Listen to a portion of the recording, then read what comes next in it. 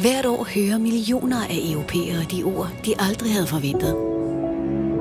Du har kræft.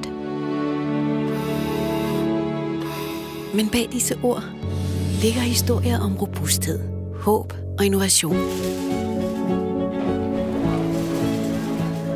Med Kræftmissionen bringer den Europæiske Union patienter, beslutningstagere, sundhedspersonale og forskere sammen.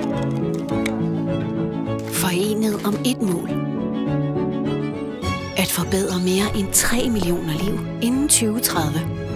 I dag omfavner mange mennesker øjeblikke, de engang frygtede at gå glip af. Takket være jer har vi gennembrud, der engang blev anset for umulige. Takket være jer gør vi en forskel.